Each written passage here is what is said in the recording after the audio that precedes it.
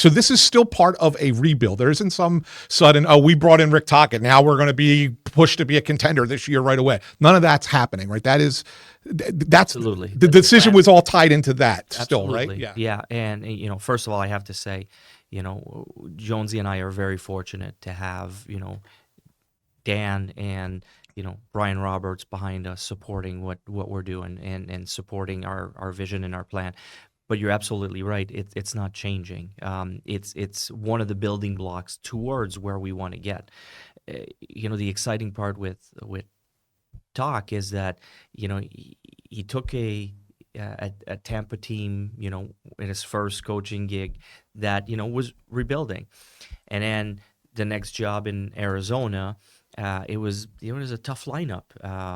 It was an organization that we're probably looking to pick first overall, and he made them competitive. He grew that team, and he worked with young players, a lot of teaching, a lot of time with them.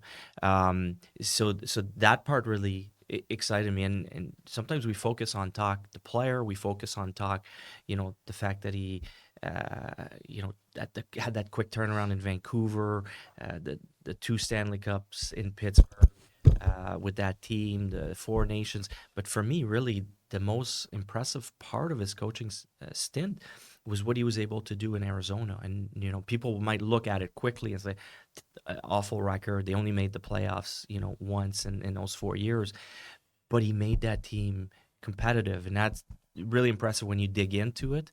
And I've spoken to some players that were on those teams, and they said we had no business, being in the mix to fight for a playoff spot. But he's like, Talk made us believe that we could.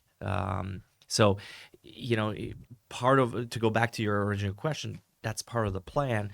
It shows that he can work with the teams that where we're at in our plan, and we also believe that he can be part of the next few steps when we make the playoffs and we become contenders and we aspire to win the Stanley Cup.